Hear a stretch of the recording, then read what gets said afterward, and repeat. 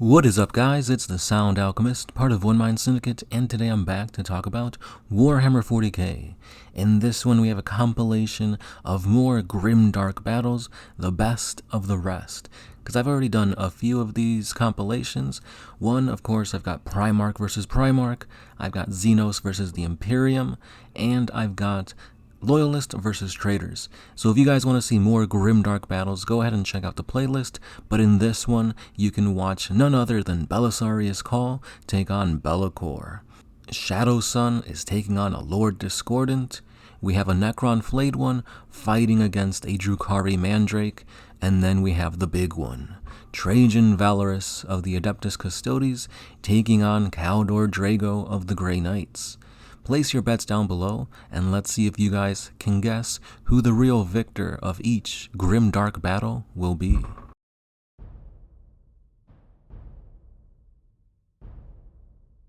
What is up, guys? It's the Sound Alchemist, and welcome back to a brand new episode of Grim Dark Battles.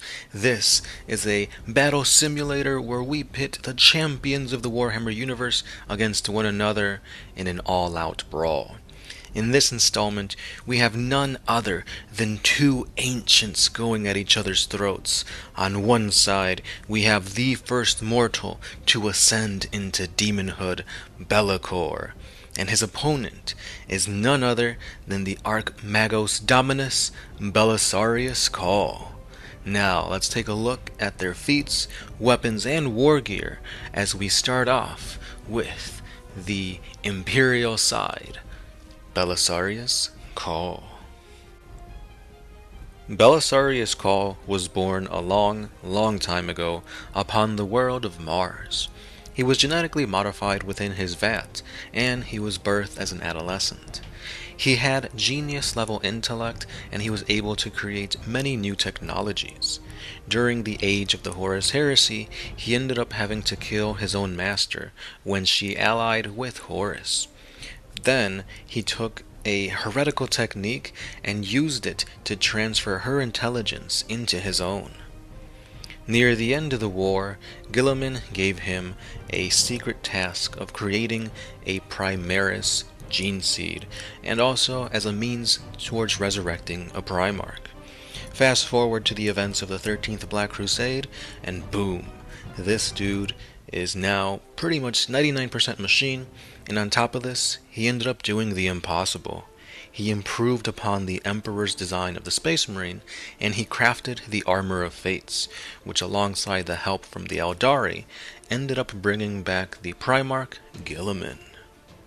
However, working alongside the Eldar wasn't his first time working with Xenos.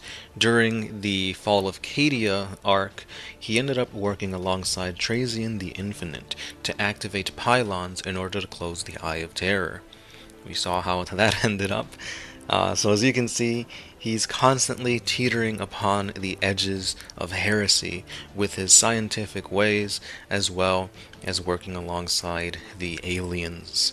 However, he's been instrumental in the ascension towards having humanity become what the Emperor really envisioned for them. He's been a huge help, and nobody can fight against that. Now, if you really want to see his intellect really shine, there was a moment where he actually managed to trick the ancient star gods, the Catan, into basically giving him what Cawl wanted, and in exchange, he transferred the Catan halfway across the universe. Which just shows you that this guy can outsmart you even before you know what happened. Now that we know a little bit more about Belisarius' past, let's focus on his weapons and war gear, and yeah, he's got a ton of them. So let's start off with his Solar Atomizer, which is a self-made melt-a-weapon that shoots out thermal waves to melt away enemy war engines in seconds. The next one is called the Arc Scourge, and it is a Martian weapon that fires off energy circuits into the nervous system of the enemy by using multiple surging blue-white electricity to basically just either, if you're a machine, it's going to shut all your power off, and if you're a life form, it's going to mess up your nervous system, like I said previous. Next up, we have probably one of the most infamous weapons for the Martians, the Omniscient Axe, which is a massive power axe that is the symbol of his faith towards the machine god. It is a power weapon of epic proportions. I mean, what more do you want me to say? It's a badass giant axe. Belisarius' Call also has a mechadendrite hive, which is basically a shit ton of squirming iron tendrils that lash out and constrict the enemy. When he needs a few more helping hands, he has the use of the Scryer Skulls, which are basically servo skulls that analyze the battlefield as well as the enemy, and they dictate the strengths, the weaknesses, and any other tactical information he may need. When it comes to defense, he has a Refractor Field, which is basically a weaker version of a Rosarius. However, it does distort the wearer's image with gravity energy. And finally, we come to the last piece of war gear, which is probably my favorite piece of his war gear, and that is the sub-calls. So Belisarius has created multiple pseudo-bodies, and he has injected them with various files of his personality. They are all restricted in a way so that no one sub-call tries to subvert the original. He has about a dozen of these or so, and they also include one of his most well-known creations, known as Call Inferior, which is an AI-based machine aboard Gilliman's flagship, and that is his way to communicate directly with the Primarch. Because of this, Gilliman is like super wary of Call, because he's like, yeah, this is artificial intelligence, like you should not be messing around with that. However, he kind of lets it slide, because literally Call is the reason why he's alive. Call him a heretic, call him the hope of humanity, but you cannot argue that Belisarius Call has been instrumental in his entire life towards the betterment of humans. And with that being said, let's switch the script as we talk about Be'lakor, one of the worst threats to humanity. Throughout history, Be'lakor has gone by many names. The first Prince of Chaos, the Dark Master, the one who heralds conquerors, just to name a few. The reason why is because since the inception of humanity, he has been praised as a god throughout many, many worlds and cultures. He uses his ways to kind of gain influence from these primitives and then uses them as a means to attain power, wealth, and ancient artifacts. Legend says that he was the first mortal to ascend into demonhood, and that he is blessed by all four of the Chaos Gods. And as such, he is a very, very jealous individual of anyone who wields the chaotic powers of the gods. Therefore, he has even gone as far as to sabotage the plans of other Chaos worshippers, and this is all according to his own ruinous plans that will eventually bring him to greater heights. Because of all of these world-conquering ways of his, the text Magos Khyber has spent his entire life trying to unearth the history behind Be'lakor, and amongst his findings, he has found fossilized psyker bones carved into a demonic shape, scrolls of crumbling human skin detailing thousands bowing before a demon deity, and many more unholy reveals. However, Khyber is just a pawn in Be'lakor's game, for he is being used merely to uncover lost relics of power that Be'lakor has forgotten about, or as a means to erase Be'lakor's existence from ever being unearthed. When it comes to his war gear and weapons, he is literally the opposite of that of Call. Where Call has a vast array of weaponry, Be'lakor only needs one: his Blade of Shadows. And this demon weapon is a type of Ether Blade, which is a weapon that is capable of phasing in and out of reality. It has a shadowy form, and it's always twisting and turning, causing the enemy to struggle to pinpoint where the attacks will be coming from. This is all thanks to its reality flicker, which it can phase through any and all armor to slice the flesh and bone within with ease. And now that the combatants are all set, let's dive into this death battle! Let's dive into this grim dark battle. The dust swirls as a Thunderhawk gunship lands upon the sands of Pharos' second moon, Amon. Down below, a Tech Magos awaits his master. My lord, my lord, I have found him, a creature as old as creation itself, he who has moved unseen throughout the stars. Finally, after all these years, I found him. And even better, I have learned his name, his true name, Belloc. Kyber's mechanical form is ripped in half as his lifeblood spills across the black iron sands of this moon. Standing right before Call, the mighty demon Be'lakor appears. I can't have my past catch up to me. I'm sorry to say this, but this means your death too, Belisarius.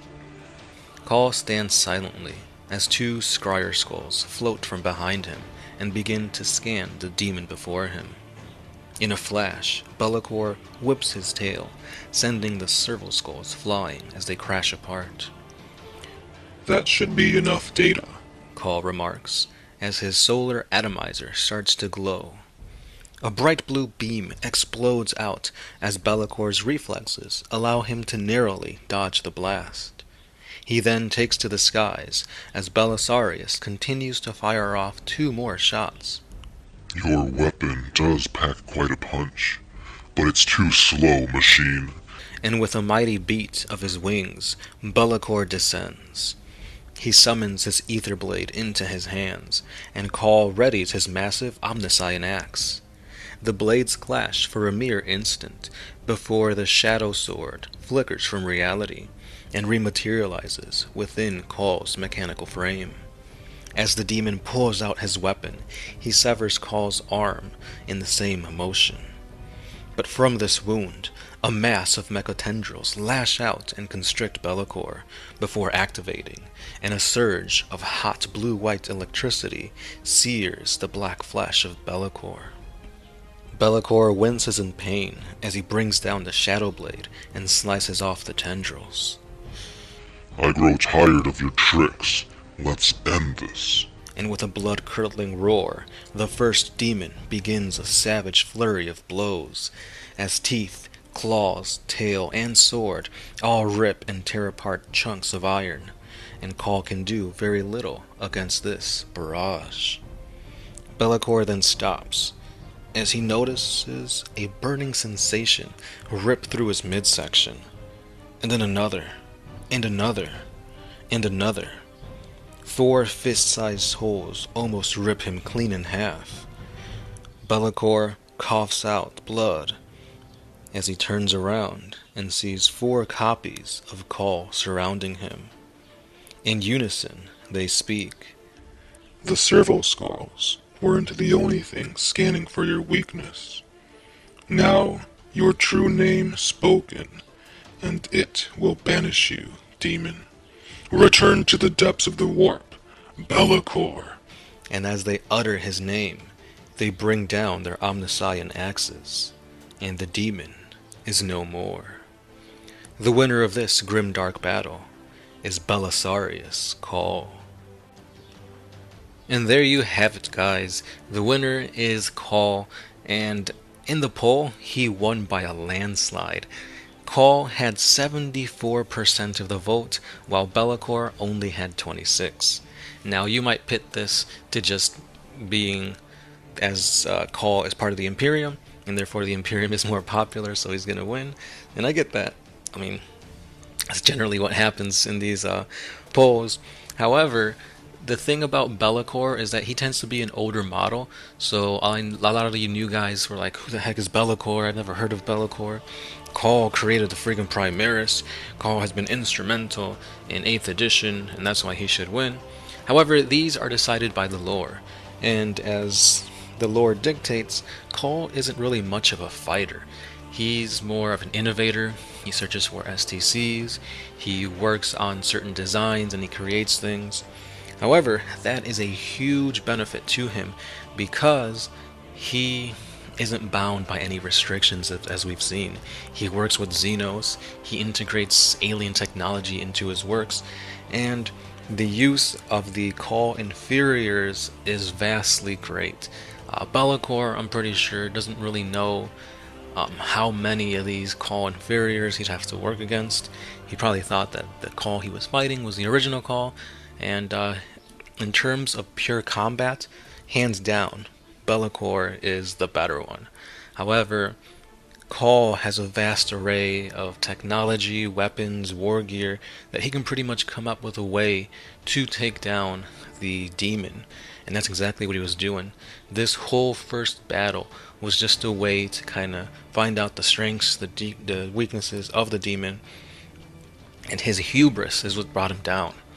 The demon was so full of himself, seeing how slow Call was, how his weapons weren't really doing much. He could literally just slip through the force field and just cut Call from the inside out. However, that's when the Call Inferiors came into play, as he was basically trying to distract Be'lakor in order for these Inferiors to get into a position where they can damage him. And not just that, but having Kyber be the one to summon Call on here was a huge win, because obviously Kyber would have known who Belisarius is, or not Belisarius, who Be'lakor is, and because of this, Call would be able to speak his true name, and as we all know, speaking the true name of demon banishes them into the warp, and is essentially a battle of Hulk versus Ultron. And at the end of the day, the huge weakness of speaking the demon's name is what took down Be'lakor. So let me know if you guys agree with the way this battle went down. If you thought Be'lakor should have won, let me know how. And we'll see what you guys say in the comments. And if you guys really enjoyed these grimdark battles, I've been posting like whole compilation videos. I've got the Imperium versus Chaos, Xenos versus Xenos, and it's just a really awesome series because it's interesting to like look at how these two combatants would have fought against one another.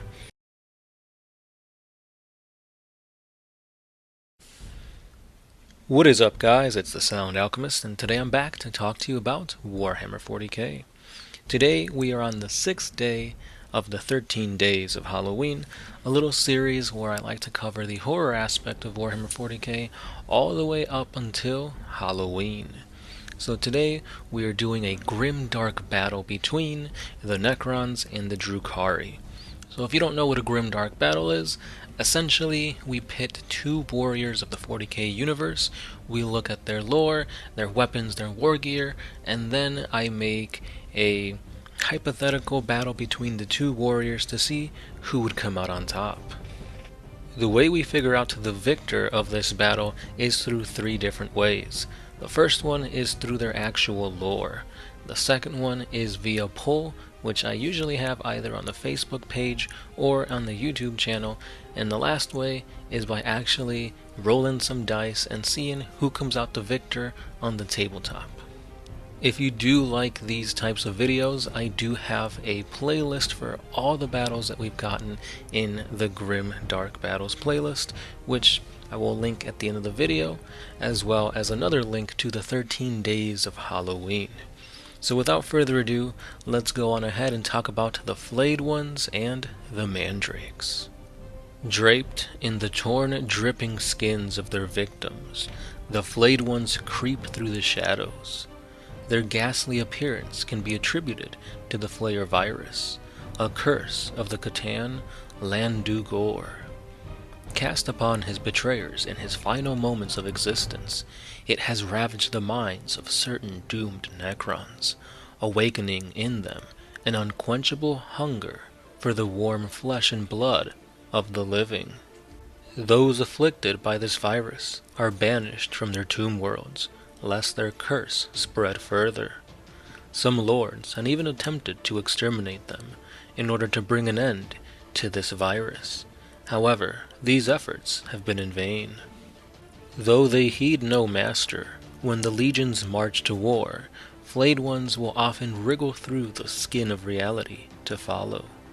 Then, when the scent of death is thick upon the air, and the screams of the dying echo across the battlefield, they will strike. With long, needle-like claws, carving apart their enemies in a frenzy of blood and gore. When it comes to their weapon and war gear, they're essentially the same thing as a Necron warrior, however, their hands have the flare claw attached to it. Essentially, it is an array of lethally sharp blades, claws, and mechanical shears to allow them to better tear and shred their prey to ribbons, and to peel off their flesh, which they wear upon their bodies. Unfortunately, they do not have any means to attack at range, but what they lack in ranged combat they make up for with a ferocity and a bloodlust to get into close combat and rip apart the enemy. When it comes to defense, they are just as strong as any Necron warrior, for they have the living metal regenerative bodies of pretty much any and every Necron. And with that being said, that pretty much describes a Flayed One pretty well. So now that we know the ins and outs of this Necron, let's go on over to learn about the Mandrakes of the Drukari. A Mandrake is essentially a foul, corrupted warrior of the Drukari, aka a Dark Eldar. They are often found in a region of Kamara that has fallen into shadow. Within this region, dark and twisted demons are said to live here. These shade demons are said to freeze the soul but with a single touch. And apparently, these demons have been breeding with the Drukari, creating a Mandrake. This vile creature is feared everywhere in the galaxy, for a Mandrake can literally manifest into any region of space-time, all thanks through shadows. It literally emerges through the shadows of a living being, and then it will sink its frigid claws and teeth into its unfortunate victim. If you're ever lucky enough to see a Mandrake and live, you would know that their faces have no features, and that their skin is pitch black, while their hair is the same color as splintered bone. When it comes to their weapons and war gear, they need no war gear, for the only weapon they choose to use in battle is usually an evil-looking blade or a sickle sword of unknown materials. They use these weapons in tandem with their ability to conjure a Bale Blast, which is the channeling of life energies that are stolen from their prey, and form them into blasts that are capable of freezing fire itself. This energy will then wreathe their victims in spectral fire that can burn flesh and the soul all at once. With that being said, place your bets, because the grim dark battle between the Flayed One and the Mandrake will be starting now. The Necrons assaulted the cathedral world of Ilios, and only after a single day, 98% of the Imperial population had been exterminated. The main Necron force then left the planet, leaving the scraps of humanity to be hunted down by the Necron Flayed Ones. With all the death and destruction caused by the ancient Xenos, somehow a lone cathedral still remained intact. It stood as a last beacon of hope, and with it, a handful of humans prayed to their god Emperor for salvation. Their prayers quickly turned to screams as a Necron Flayed One burst through one of the paned glass windows. As it came closer, its claws dragged across the concrete walls. One of the church's apostles stood before the Xenos. Trembling, he spoke. "I have no fear for you, for the god Emperor A single bladed finger pierces through the apostle's mouth. With a slow motion, the Necron brings his arm down, cleaving the apostle chin to stomach. The other humans watch in utter horror as the Necron begins to skin the apostle alive. The flame of the candles within this cathedral flicker as shadows are cast along the blood-soaked ground. A black arm then reaches out from within, and an unspeakable monster emerges. It stretches out its other arm, and a bluish-white energy is sucked out from one of the horrified humans. This human falls frozen stiff to the ground. The energy taken begins to wreathe itself across the Mandrake's left arm into a ghostly green flame. The Flayed One locks eyes with the new creature as blood drips off of its freshly adorned flesh. A blur of movement, and then clang! The Mandrake's rusted cleaver connects against the Necron's metallic body. To his surprise, no damage has been done to the enemy before him. He tries again and again, but the Mandrake's attacks manage to just shove the Necron around. Sparks fly as the cleaver shatters against the Flayed One's claws during its counterattack. However, the claws not only broke the cleaver, but also managed to pierce the chest of the Mandrake, drawing blood. The Flayed One then pounces forth, but it becomes engulfed in an ethereal flame. As it falls motionless into a burning heap, another human falls dead. The Mandrake walks over to a shadow and reaches inside. It then pulls out a scythe and wreathes it in this ghostly flame once again. He puts the blade across the still burning Necron, and in a swift motion beheads the ancient Xenos. The Mandrake smiles as he turns to face his new terrified victim, the last remaining human. Shinked! 5 bloody claws then pierce straight through the Mandrake's face, as the charred flesh falls off of the newly reanimated Flayed One. The last thing the human saw was the bloody claws of the Necron and its new black and green flesh suit. The winner of this grim-dark battle is the Necron Flayed One. And there you have it, folks. The winner of this grim-dark battle is none other than the one who wears the flesh of its enemies, the Flayed One. So how did it do? Surprisingly, in the poll, the Necron won by a landslide. 71% was all for the Necron. I don't know if it was because of the Necrons coming out with the new stuff, with like the Indomitus box set, the Void Dragon, the Silent King, new models for Flayed Ones. I don't know if that had anything to do with their popularity, or maybe it's just that Mandrakes aren't really well known. When you think of the Drukari, the Dark Eldar, Mandrakes are probably the last thing on your mind, because you've got like the Raiders, you've actually got the Incubi, the Witches, Homunculi, and probably most people don't even know what a Mandrake is. So it doesn't surprise me that Necrons won the poll in a landslide.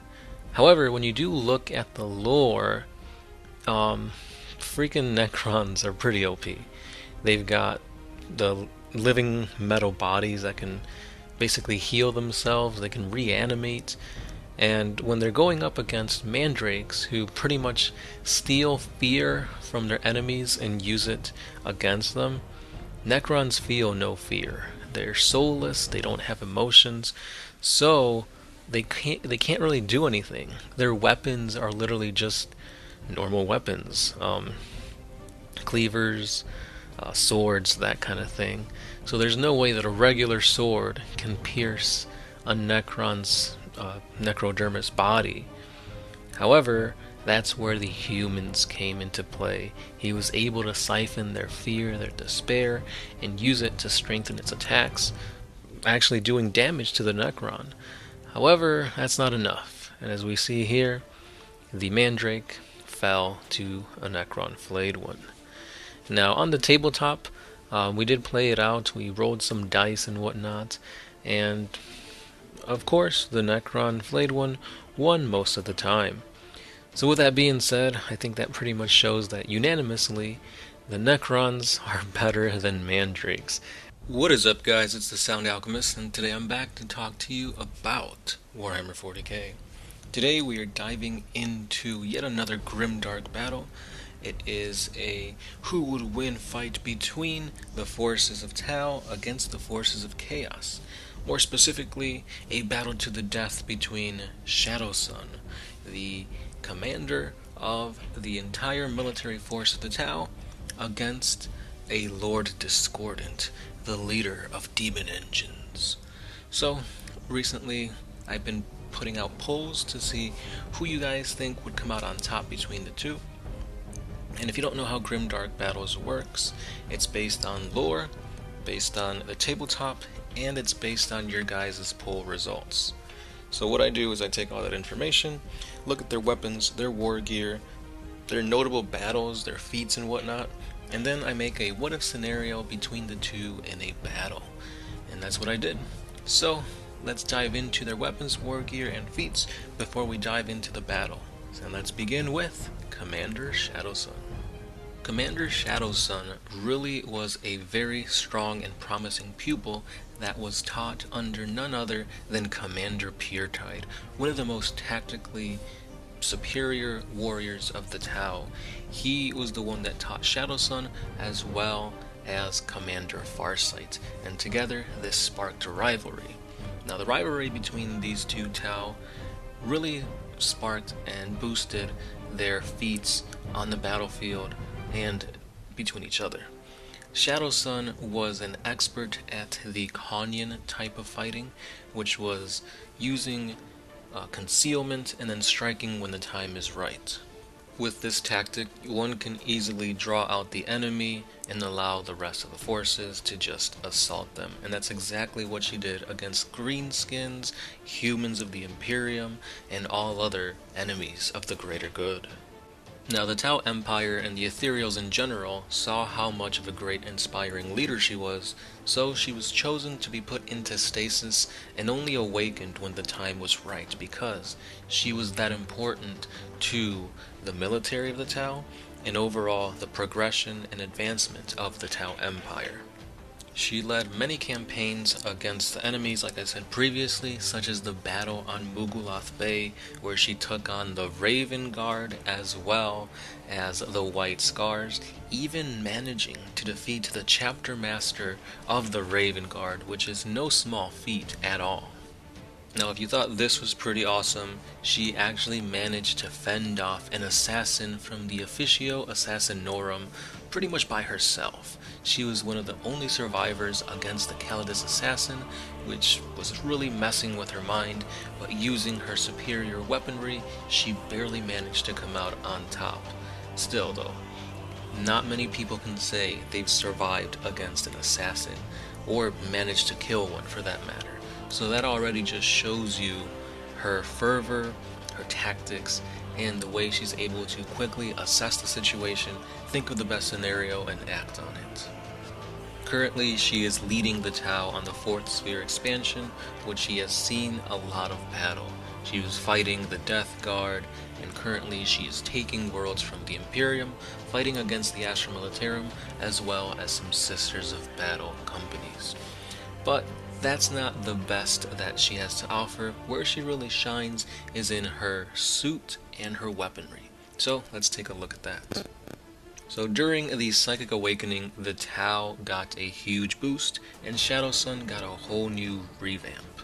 She got a new model, new weapons, and a slew of special abilities. So let's just go down the line. Her armor is an experimental battlesuit that gives her the best that the Tau has to offer when it comes to cloaking technology.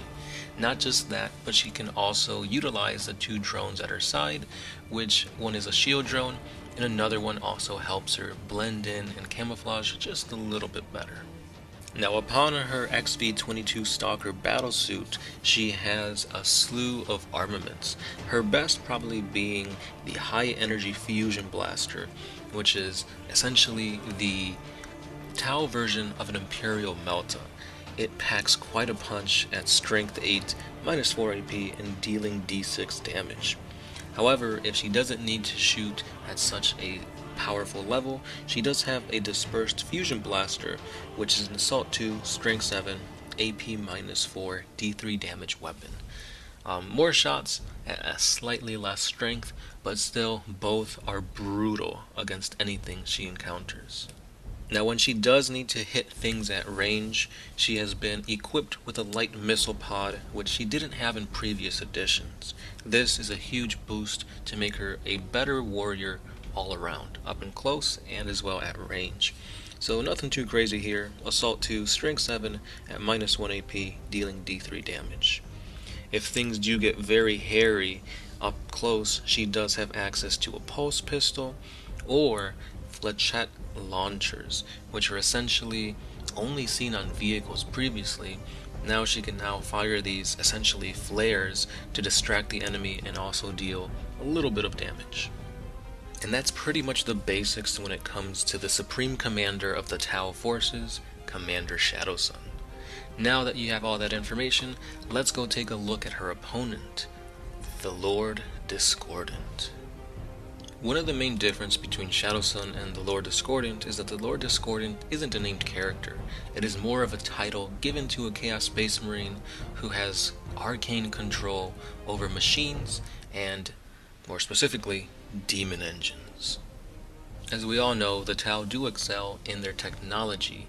However, the Lord Discordant is able to short-circuit machinery, shut down augers, cause servos and actuators to fail, and overall corrupt the machine spirit. Because of this, he is essentially the anti-Tau character to be fighting. So already, Shadowsong is going to be at a disadvantage because of the supreme technology, I guess you can say, sorcery, and knowledge that Lord Discordants carry. Because at their core, they're essentially warpsmiths, and they innately know the ins and outs of a lot of machinery, vehicles, and demons. Now, the Lord Discordant doesn't really fight on his own. He has a mount known as a Hellstalker Demon Engine, which is basically a parasitic demon bound to a mechanical frame that is pretty nefarious. It has its own code that it can inject into other machineries to basically render them useless as it drives its bladed limbs and tail to rip them asunder. Now, just like there are many chaos followers to different gods, there are many different Lord Discordants that pledge themselves to Khorne, Tzeentch, Nurgle, and Slaanesh as well. Those that have decided to follow Khorne are burning with rage, and generally their lubricating oils become blood, while Tzeentchian lords like to twist themselves through unseen dimensions until they finally find some unfortunate souls to play around with. Nurgle lords are the toughest ones. They are able to vent internal gases that pollute the air around them, making it really difficult to see the Discordant coming as it's being clouded by noxious gases. And finally, we have the Slaaneshi Lord Discordants, who like to feel and enact excruciating pain on both themselves and their enemies. So like I said, we're just using a generic one. I could have easily gone with Vex Machinator, which is the Black Legion's Lord Discordant. However, since he is such a new character, he was only briefly seen during the whole Vigilus campaign, but I guess I should give you a little bit of lore on that just to see what the Vex Machinator is capable of and what a Lord Discordant can actually do. So he is called the Vex Machinator because he brings vexation to all who approach him. He feeds on bitter discord of his friends and foes alike, and he leaves a corrupting scrap code aura that corrupts any and all machine spirits within his presence. As he rides into war, his orders go unheard and unheeded as his battle plans begin to unravel into discord. He is essentially chaos personified. For outside of battle, his chaotic aura is used to undo those who would conspire against Abaddon the Despoiler, his lord. And his most notable of feats is when he led a charge of blood crushers and demon engines against the Cadians. They were disciplined troops, however, they could not have been trained enough to face the onslaught that the Vex Machinator would bring upon them. So now that we have a good feeling of what a Lord Discordant can do, and what the Vex Machinator has done, let's take a look at his arsenal of weaponry. So like I stated previous, he does have the aura of discord that manages to make vehicles not work. Unfortunately, this really won't have an effect against Shadowsong, but still, on the tabletop, any vehicle units that are within 6 inches of him subtract 1 from their hit rolls, making it a little bit harder for attacks to land. And probably his strongest ability is that known of Spirit Thief. For each time it destroys an enemy vehicle, he then can either use that energy to repair a vehicle of his own, a nearby vehicle, or unleash that chained energy at the opponents, dealing mortal wounds. The armament he carries upon himself is pretty standard: frag and crack grenades, a bolt pistol, and then we come to the interesting things. Since he is kind of a warpsmith, he does have mecha tendrils to aid with piercing or grabbing things, and he does wield an impaler chain glaive, which is essentially a halberd, but with a chain sword at the end of it, which is very devastating against anything.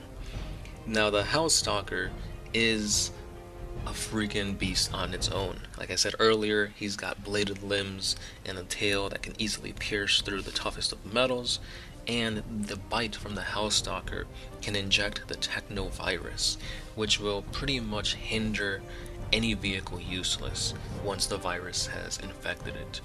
Atop the Stalker, you can either have a Bale Flamer or an autocannon equipped to deal with the enemies at range.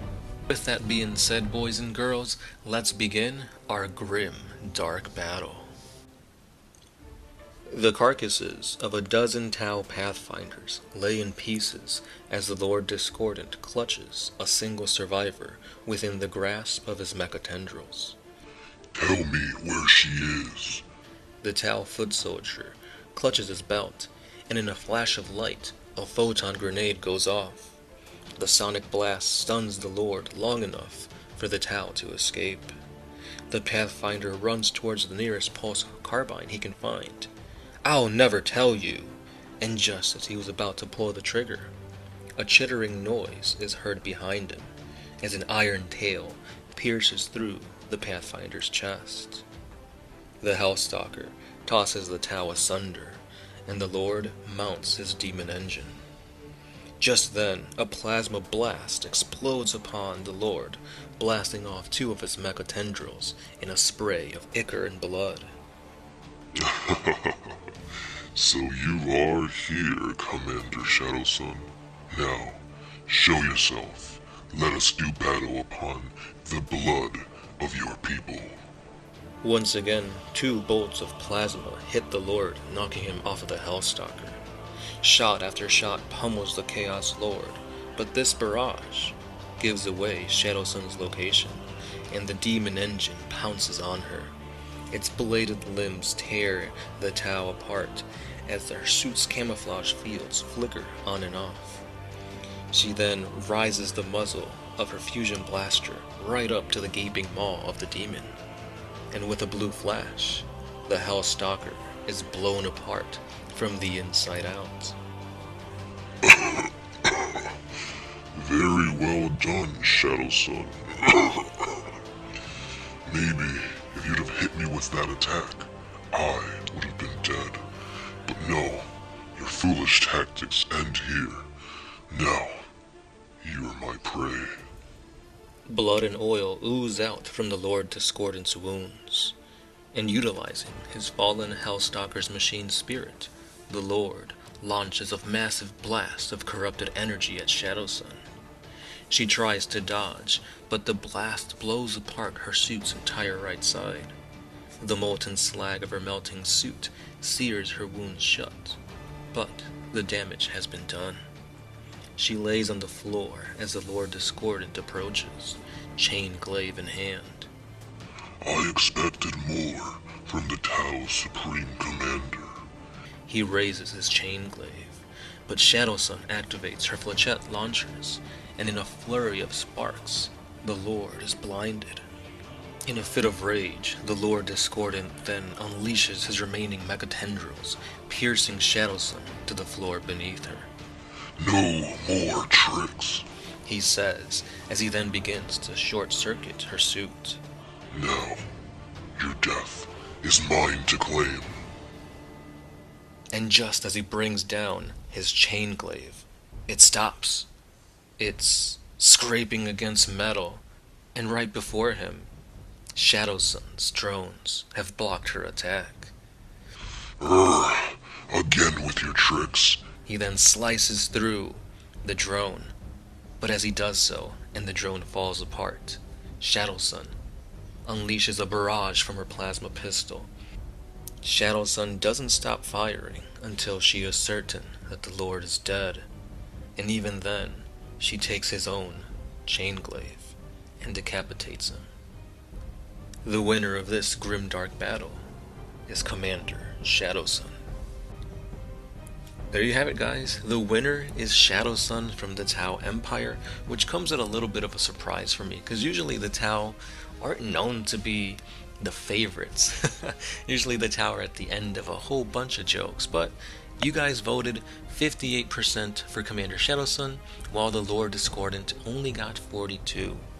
Which, again, I am pretty shocked, because usually Chaos is really powerful. The Lord Discordant is probably one of the better units for Chaos currently, especially with like demon engines and whatnot, and he's got the aid of his Hellstalker. But of course, Shadowsun, she's all about stealth. She's the supreme commander of the Tau for a reason, and she does have drones at her disposal.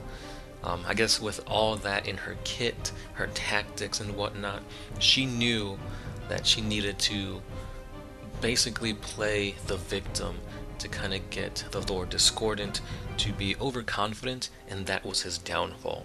The leader of the most elite force in the Imperium of Mankind, Trajan Valorous, takes on the Mary Sue of Warhammer 40K, Kaldor Drago.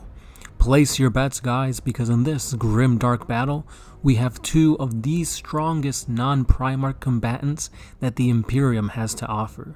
Who will come out on top?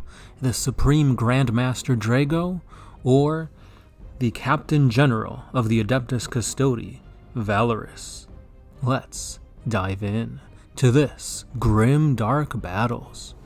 What is up, guys? It's the Sound Alchemist, part of One Mind Syndicate, and today I'm back to bring you yet another episode of Grim Dark Battles, where we pit two combatants of the 40k universe against one another. Here, I will go over their feats, their weapons, and their war gear to see who will come out on top in a mock battle that I have created. So, place your bets down in the comments below as we dive in to these two combatants. Now, the way we pick the winners is based entirely on lore, but I will also put into effect the outcome of a poll that I did on the YouTube just a few days ago. I'll go over why the winner was chosen at the end of the video, so stay tuned for that. So without further ado, guys, let's take a look at the Supreme Grandmaster of the Grey Knights. Lord Kaldor Drago has had multiple feats that are worthy of legend. His conquest began when he slew the demon prince Makar and saved the world of Acrolim. However, the demon cursed Drago, for if he ever set foot on this world again, he would be damned for 10 millennia. For the next 200 years, he honed his skill as both a warrior and a psyker, all the while rising through the ranks of the Grey Knights. And then comes what most would consider to be his greatest feat, the Battle of Cornovian. Here, the Death Guard, which were being led by the demon Primarch Mortarion, met the Grey Knights in battle. Their current Grand Master, Garonition, fought against Mortarion, but the demon Primarch proved too strong, and the Grand Master was slain. The Grey Knights were forced to retreat, and they held a council. They nominated Drago to be named the successor to Garonition, and he was psychically gifted Mortarion's true name. the name given to him by the Emperor himself. Once again, the Grey Knights attacked the Death Guard, but Drago was fighting a losing battle against Mortarion. Mortarion proved to be just too strong, and just as Drago was about to meet his end at the Primarch's hand, he fired off with all his psychic energy a bolt of pure psychic lightning. Mortarion dodged, but in this dodge, he created an opening in his mental defense. Drago took advantage, and he spoke Mortarion's true name. This siphoned the Demon Primarch's power away, and Drago took advantage of this. As Mortarion lay defeated, his form being pulled back into the warp, Drago ripped open the demon's ribcage, exposing his rotting heart. Garanishion's name was carved into Mortarion's heart, a humiliation that he'll never forget. After this mind-boggling defeat of a Primarch, Drago was once again called to take on Makar on the planet of Akrolem. Fearing the curse would also affect his marines, Drago went alone. Here he fought and bested the old demon prince, but the warp was dragging back the defeated Makar. Makar then lunged out and clutched Drago by the throat, and the two disappeared from the mortal realm, being swallowed by the warp itself. While most would die or go insane at the mere fact of being within the warp, Drago yet lived. Here he wandered the unknown, smiting demons all across the realms of the four Chaos Gods. Drago slew a massive bloodthirster, even when his nemesis Force Sword, which had been broken during the battle with Makar. He then melted and reforged the bloodthirster's axe into his new sword. He also burned down Nurgle's gardens with psychic flame, resisted the temptations of Slaaneish's chosen handmaidens. He even turned down a way to go back home, which ended up being a Zechian trick. At this point, lesser demons didn't even mess with him, for fear of falling to Drago. As OP as this is, it essentially means nothing. For all the death and destruction that Drago has caused, the warp simply reverts it all back to how it was. Demons are reborn, Nurgle's gardens grew back. All of Drago's work meant nothing. Now Drago isn't entirely stuck within the warp. Every so often, a portal emerges into real space, where Drago can come out and aid the Imperium time and time again. But no matter what, Makar's curse always pulls him back into the warp. With the warp tear gashing the galaxy in two, the Cicatrix Maledictum, Drago is now able to enter real space for longer periods of time, a feat which has greatly helped out Guilliman during his Indomitus Crusade. Now let's take a look at Drago's weapons and war gear. When it comes to his weapons and war gear, he has a pretty standard array of what you would see a Grey Knight Terminator wield. A Storm Bolter, frag and crack grenades, psych out grenades which are deadly against demons and psychers. For defense, he has a Storm Shield, but we have his primary weapon, a relic of the earliest days of the Imperium, the Titan Sword. The Titan Sword is more than just a mere weapon. It is the badge of office of the Supreme Grand Master, a potent symbol of the chapter's sacred duty and the Emperor's fury given form. Drago being a Grey Knight, one could say that his weapons and war gear means nothing, for his true prowess in battle comes from his psychic abilities. The psychic abilities that Drago can call upon are as follows. Hammerhand. Focusing the raging power of their minds, the Grey Knights can augment their already prodigious might. Even unarmed, a warrior can crush flesh and bone. Given blade or warhammer, there is very little as to what they cannot slay. Sanctuary. Chanting words of binding, the Psyker creates a shield of psychic turbulence to hinder his enemies. This barrier extends out around the Grey Knight in a 10-meter radius, and impedes all those who would attempt to cross. Smite. Deadly bolts of warp lightning leap from the Psyker's fingertips, tearing its enemies apart in a barrage of psychic energy. The Vortex of Doom. The Grey Knight is able to open a tear between the material and the warp, unleashing devastating energies that utterly consume their foes. Purge Soul. The Psyker draws upon every ounce of willpower he possesses to purge the evil of his enemy's soul, scouring every trace of corruption, even if it destroys them in the process. Astral Aim. The Psyker reaches out to the minds of his fellow battle brothers, mystically guiding their aim to the chosen target. And finally, the Gate of Infinity. The Psyker punches a corridor through the rolling immaterium, allowing him to cross great distances in the blink of an eye. The 17th Captain General of the Adeptus Custodies is what many consider to be the strongest individual in the entire Imperium, at least up until the end of Abaddon's 13th Black Crusade, for that is when the Primarch Guilliman arose once again. Valorous has risen from the rank of Alaris Custodian all the way up to Captain General, and he even wields the title of High Lord of Terra. His deeds are indeed legendary. He has completed 2 successful runs of the Blood Games. This is essentially a way to test Terra's defenses.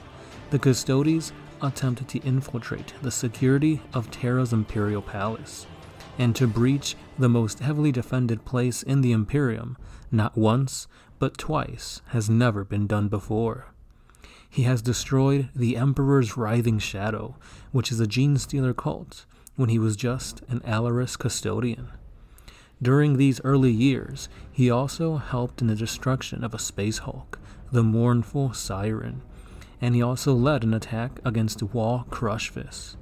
But his most notable feat is when he led 4,000 Custodies against the demonic forces of the Blood God Khorne during the Second Battle of Terra, all the while commanding all of the Imperial forces during this battle. He is currently fighting in the Indomitus Crusade alongside Guilliman, commanding a force of Custodies and Grey Knights against the ruinous forces of Chaos. When it comes to his weapons and war gear, the Dark Age of Technology relic, known as the Moment Shackle, gives him access to trap and use temporal energy fragments to either heal or gain the upper hand in combat via precognition. It is said he foresaw Guilliman's return with this ancient relic. He also wields the Castellan Plate as an ornate power armor. He has Dawn Eagle feathers and a lion's hide that has been woven with adamantium to add more protection to him. But let's be honest, it's all about the rule of cool. His last piece of weaponry is his master-crafted artifact, the Watcher's Axe. It has been passed down from previous Captain General to the next for generations. It radiates golden lightning with every blow, and it is capable of splitting a Chaos Hellbrute in half with a single slash. It also has a built-in bolt weapon called the Eagle Scream that fires adamantium-tipped penetrator bolts. This is the pinnacle of creation, Trajan Valorous, the leader of the Emperor's personal bodyguards. And with that being said, let's begin this death battle. Valorous had almost completed his 3rd blood game. However, upon the steps to the Imperial Palace, warp energies crackled as a tear in real space manifested. From this fissure in reality, a silver-armored figure stepped out, covered in viscera and blood. The Custodian acted instantly, and he charged at this warp-spawned being. Perhaps he knew it was Drago. However, one cannot trust those who have been lurking within the backyard of chaos. Drago unloaded his storm bolter, but the golden armor of the Custodian brushed it off like it was mere raindrops upon it. Valorous's Watcher Axe crackled with golden energy as it slammed across Drago's storm shield. The impact shattered it and sent the Grey Knight flying. Perhaps if Drago could have acted faster, he could have blocked the attack fully. But there was no time to think. As Drago still tried to regain his posture, Trajan Valorous unleashed shot after shot of his Screaming Eagle bolter. The adamantium-tipped bolts exploded upon Drago's protective psychic barrier, Sanctuary. From within the dome, Drago's eyes glowed white-hot as he unleashed warp lightning at the Golden Warrior. To her surprise, Trajan fought through this painful, yet powerful attack, and he was also making his way towards him, as the lightning still flowed through. A golden light emanated from Trajan, for this was the Emperor's Aegis, and it protected him from many psychic attacks. More shots from the Screaming Eagle rang against the psychic barrier of Drago. But then, Drago began to notice a drop of blood coming from his nose. Was this man pushing his psychic might to its limit? But how? He knew he had to end it, and quick. Drago then channeled all his warp powers into the Titan sword, ending the psychic onslaught before him. Clad in white light, Drago challenged Trajan Valorous to a duel. Trajan accepted, and he attacked first, each swing of his axe clashing with the Titan sword, unleashing sparks of raw energy all across the battlefield. 2 parries was all it took to create an opening in Drago's defense, for the Custodian was much faster and stronger than the Space Marine. With a lightning-fast swing of the axe, it tore straight through Drago's shoulder and it went deep into his midsection, almost cleaving him in two. Drago vomited blood, and the Titan sword emptied of its psychic might. But with Drago's last ounce of strength, he grabbed onto Trajan, and with a bloody yell, a Vortex of Doom spawned right between the 2 warriors. This was a pitch-black abyss into the warp, and it tore and consumed fragments of Trajan as well as Drago's armor. But to Trajan's surprise, his left arm was missing. Drago smiled at his soon-to-be victory, but in a blink of an eye, the Custodian had disappeared. Was he consumed? Drago thought. But then, the vortex ended. And so did Drago's life, as Trajan appeared behind the Space Marine, and with a swing of his axe, beheaded Drago. This was all thanks to the Moment Shackle, a relic of the Dark Ages. And here we have our winner of this grimdark battle, Trajan Valorous, of the Adeptus Custodies. This was a matchup that, for some reason, was a very close one. Drago is probably one of the strongest Space Marines ever written. Now, I know a lot of you guys don't like Matt Ward, and he tends to make things OP, and unfortunately, that is what we have when it comes to Drago's feats. This guy was literally messing up chaos like nobody has ever had. He beat and almost, I guess you could say killed. He won against Mortarion, although they kind of redid it in the audiobook and they made it much more believable. So it wasn't like saying, oh, Drago can beat down a Primarch easy. No, Drago was losing, and the only thing that gave him the win was knowing Mortarion's true name. This is something that not a lot of people know, but this is what gave him the win. Now, when it comes to the Custodies, Trajan Valorous is a beast. Custodies are the pinnacle of creation. They're not Space Marines. They don't go through the process. They don't go through the different types of rituals and indoctrinations to become a Space Marine. They don't have 2 hearts. They can't spit acid and whatnot.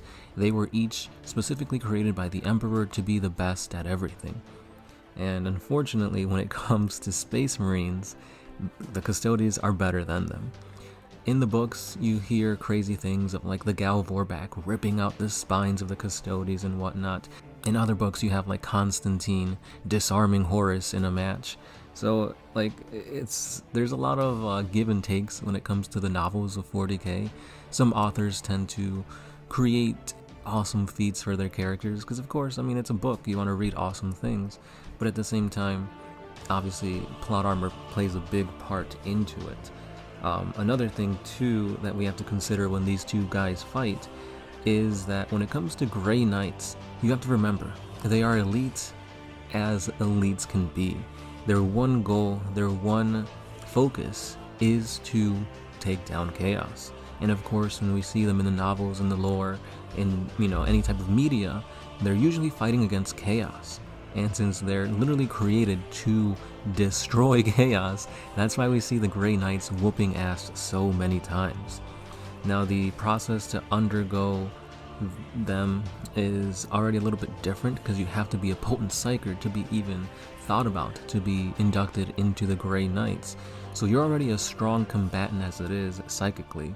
Plus, you get all the buffs and benefits of being a Space Marine, and then you get the weapons and war gear that are specifically made to channel your warp energy into them, such as all the Nemesis weapons, all the Cybolt ammunitions and whatnot. So they are literally created, trained, equipped for a singular purpose, and they do this purpose very, very well. So again, that's kind of the thing that most people see as to why a Grey Knight is like the best thing ever, because we see them kick ass at what they do. Now, if they're fighting something that isn't chaos, they're going to struggle a little bit more, because now their specialized tactics, they have to think outside of that box. Drago has been whooping ass in the warp for a long time, and now stepping out of that, he's not fighting a chaos demon, he's not fighting a bloodthirster. He's fighting the best thing that he's ever fought against, and that is an Adeptus Custodi, who literally is just a little bit weaker than a Primarch. And we saw what Mortarion was doing to Drago, like basically made him his plaything. Albeit, yes, he was a demon Primarch. And the other thing about Custodies is that we don't really have too much in the lore to go off of. They are a relatively new faction when it comes to the tabletop of 40k. Yes, they've been around for a long time. They're the Emperor's bodyguards and whatnot, but we really didn't see what they can do until just very recently. So we have a little bit of a bias, I guess you can say, where we've seen tons of things for the Grey Knights. We haven't really seen too much for the Custodies, so give it a few more years and then we'll really get to have a good grasp on just how much more powerful that is an Adeptus Custodi is to just a regular Space Marine. Like, the Custodies already don't trust Space Marines, so this would actually be, in my opinion, a logical reason to fight. Because obviously if Drago has been in the warp for so long, you would think he's been tainted by chaos. So a Custodi already who doesn't agree with the autonomy of a Space Marine would already be ready and willing to take down Drago. So that was just my opinion. Let's see how you guys voted. And you guys, for the most part, agreed. 56% of you voted for Trajan Valorous to be the victor, while 44 of you voted for Drago. And I get it. Matt Ward has become, I guess, a meme in the Warhammer community as to how overpowered he makes his characters. So of course I would agree with almost half of you saying that, yeah, Drago would win. And it is a very close battle, but I think the Aegis of the Emperor kind of helped in that these psychic powers don't just outright blow away a Custodi. The Aegis protects them from psychic abilities, at least on the tabletop, so that should translate to the lore. Also, they're pretty much point for point the same thing on the tabletop. But with that being said, at the end of the day, an Adeptus Custodies is leagues stronger, faster, and overall a better combatant than any Space Marine. If you guys don't agree, let me know in the comments how you think this should have turned out. Because again, this is just my interpretation of it, my idea of their battle playing out. It could always go a different way. Because again, on the tabletop, if you look at the Aegis, it only protects mortal wounds on a 6-up. So I could have translated that into like Smite doing much more damage than it did. I mean, the Vortex of Doom did rip off one of his arms, but the Moment Shackle is kind of like a get out of jail free card. So Let me know your thoughts below. If you like this grimdark battle, hit that like button and subscribe because I will be posting more grimdark battles in the future. I do have a playlist for a ton of grimdark battles that I've done in the past, so check that out if you enjoyed the overall video. And that's all I got for today, guys. Thank you for listening, and as always, this has been the Sound Alchemist, part of One Mind Syndicate, and I'll catch you then. Peace.